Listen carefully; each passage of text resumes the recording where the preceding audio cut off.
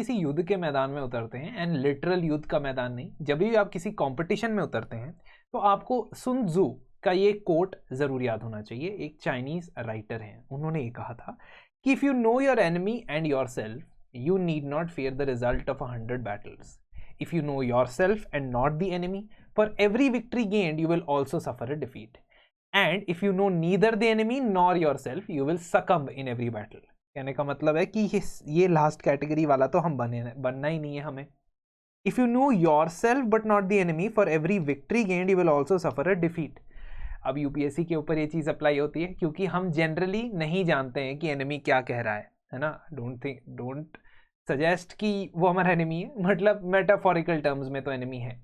तो if you know your self, अगर आपको अपनी स्ट्रेंथ्स पता है लेकिन आपको ये नहीं पता है कि आगे जो आपका एनिमी है वो क्या पेश करने वाला है, तो आप जीत सकते हैं, but for every victory you will also suffer a defeat, तो ड्रॉ रहेगा मैच।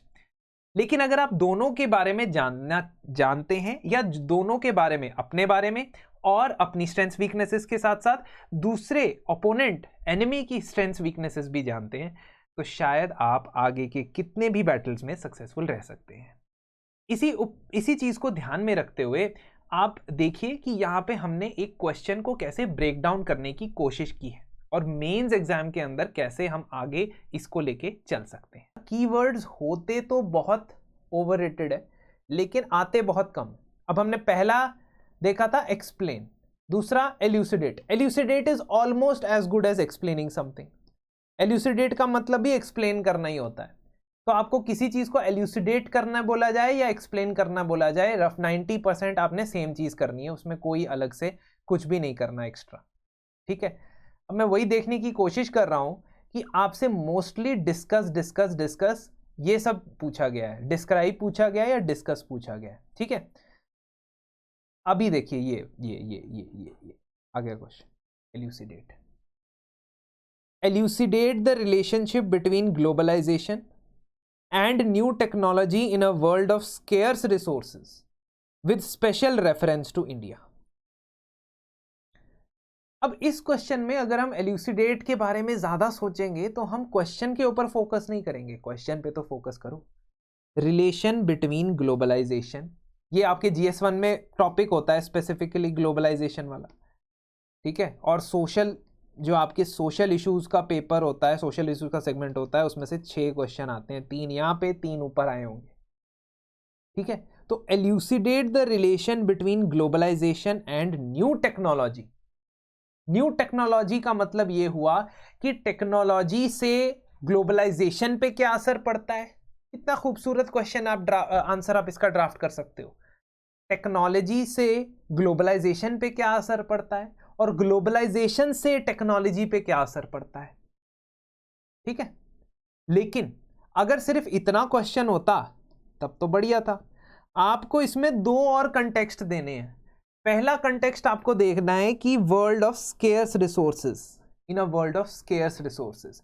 तो इसने आपको सिर्फ सिंपली ये नहीं बताया, मतलब अगर ये क्वेश्चन इतना ही होता कि ग्लोबलाइजेशन और न्यू टेक्नोलॉजी के बारे में रिलेशनशिप को एल्यूसिडेट करो, तो आप ये कह सकते थे कि जैसे जैसे टेक्नोलॉजी, एग्जांपल्स के साथ, जैसे जैसे टेक्नोलॉजी बढ़ेगी ग्लोबलाइजेशन भी बढ़ती जाती है। ठीक है, but in certain aspect technology के बढ़ने से ग्लोबलाइजेशन कम भी हो सकती है। ठीक है, तो टेक्नोलॉजी बढ़ी, ग्लोबलाइजेशन भी बढ़ी। इसका क्या एग्जाम्पल है? What is the example of technology improving, globalization increasing? The internet connectivity, है ना। इंटरनेट के माध्यम से आप एक जगह से दूसरी जगह जा सकते हो बहुत इजीली। ट्रांसपोर्ट के इंक्रीज होने के माध्यम से भी ग्लोबलाइजेशन बढ़ सकती है। क्यों? क्योंकि आप बहुत ही कम समय में एक जगह से दूसरी जगह जाते हो, है ना। तो ये तो रिलेशनशिप आपने एग्जामिन कर लिया, बट दिक्कत क्या आएगी, प्रॉब्लम क्या आएगी? प्रॉब्लम ये आएगी when you have to talk about a world of scarce resources. ठीक है, now this will give you, आपके दिमाग में घंटी बजनी चाहिए कि स्केर्स रिसोर्सेज के चलते हमें क्यों सोचना है इसके बारे में। वो इसलिए क्योंकि ग्लोबलाइजेशन का एक बहुत इंपॉर्टेंट एलिमेंट ये होता है, ग्लोबलाइजेशन का एक बहुत इंपॉर्टेंट एलिमेंट होता है कि हमें रिसोर्सेज की तलाश है। आपको क्या लगता है वेस्टर्न कंट्रीज ग्लोबलाइजेशन में इतना क्यों यकीन करती थी? वो इसीलिए करती थी कि स्केर्स रिसोर्सेज हैं उनके घर पे, अगर मान लो अमेरिका को तेल अपने घर पे मिल जाता है ना, ह्यूमन रिसोर्स अपने घर पे मिल जाता होता, तो वो उन्हें क्या फर्क पड़ता ग्लोबलाइजेशन से। अब क्योंकि रिसोर्सेज स्केर्स होते हैं इसीलिए तो ग्लोबलाइजेशन के पीछे आप जाते हो। तो कहने का ये मतलब है that you have to talk about material resources, you have to talk about mineral resources, you can talk about human resources. समझ रहे हो? तो आप क्वेश्चन के जो कीवर्ड्स है जब तक उनको खोल के सोचते नहीं हो, हर एक पॉइंट को सोचते नहीं हो, आप क्वेश्चन के आंसर की तरफ नहीं बढ़ पाओगे। और मैं ये आपको पक्का चेतावनी दे रहा हूं, I am giving you a warning, please listen to it, very very important to you, कि अगर आप ये प्रैक्टिस करके पेपर में नहीं जाओगे, if you don't practice reading the question, trying to formulate the question and writing it in stipulated amount of time, there is absolutely no way you can do it in the paper, because there you have just 3 hours and 20 questions. आपकी 2 question में बस हो जाएगी। वहां पे जाके अगर आपको सोचना पड़ा ना कि मुझे क्या क्या करना है, तो आपकी 2 क्वेश्चंस में बस हो जाएगी, और वो तब जब आपने प्रैक्टिस नहीं की होगी। इसीलिए एल्यूसिडेट, जो कि एक सो कॉल्ड बहुत ही इंपॉर्टेंट डायरेक्टिव वर्ड है, वो इस क्वेश्चन को डिफाइन नहीं करता है। इस क्वेश्चन को ये डिफाइन करता है कि क्या आप ये समझ पाए कि ये पूछना क्या चाहता है, क्या आप ये समझ पाए कि ये क्वेश्चन पूछना क्या चाहता है।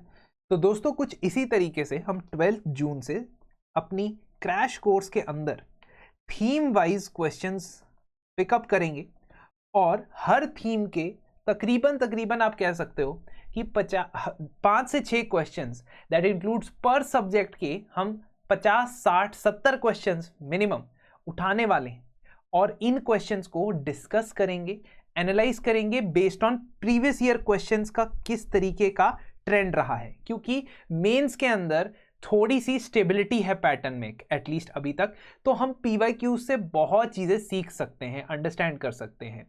और जैसा कि मैंने आपको वीडियो में बताया कि आपके पास एग्जाम के अंदर टाइम नहीं होगा। दूसरी चीज, आपके पास सोर्सेस कलेक्ट करना अभी से लेके मेंस के अंदर बहुत मुश्किल और कैटेगोरिकली डिफिकल्ट टास्क है। न्यूज़पेपर्स कवर करना, मैगजीन्स कवर करना, ऐसा नहीं कहता कि नहीं हो सकता है, डेफिनेटली हो सकता है अगर आप टाइम लगाते हैं तो। लेकिन बहुत सारे बच्चे ऐसे होते हैं जो स्मार्ट वर्क करना चाहते हैं, जो अपने काम को आउटसोर्स कर सकते हैं, और अगर आप ऐसा करते हैं तो आप हमारे क्रैश कोर्स के अंदर एनरोल करवा सकते हैं, जो 12 जून से स्टार्ट होने वाला है, आई रिपीट। और इसके अंदर आपको मिलेगी मेंटोरशिप फ्रॉम सिलेक्टेड कैंडिडेट, साथ ही साथ थीम वाइज क्लासेस होंगी, और स्ट्रक्चर और कंटेंट के ऊपर काम किया जाएगा। नाउ इफ यू वांट कि आप इंडिविजुअल पैकेज लेना चाहते हैं तो आप इंडिविजुअल पैकेज भी ले सकते हैं, बट मेरे हिसाब से GS के अंदर साइलोज नहीं होते, यानी ऐसा नहीं होता कि GS1 की अलग तैयारी करे, GS2 की अलग। और ये मैं अपने एक्सपीरियंस और बहुत सारे लोगों से डिस्कशन करके, बात करके, अपने काफ़ी सक्सेसफुल कैंडिडेट से डिस्कस करने के बाद ही आपको ये बात बता रहा हूँ।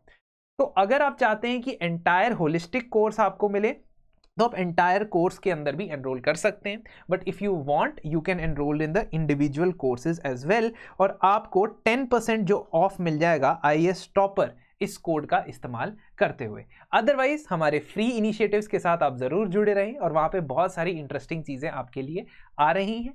But this is just a formal invitation for you guys. If you want to discuss the level at which we are going to conduct for UPSC mains 2023, please आप जरूर इसे कंसिडर करें, अदरवाइज हमारे साथ बने रहिए। धन्यवाद।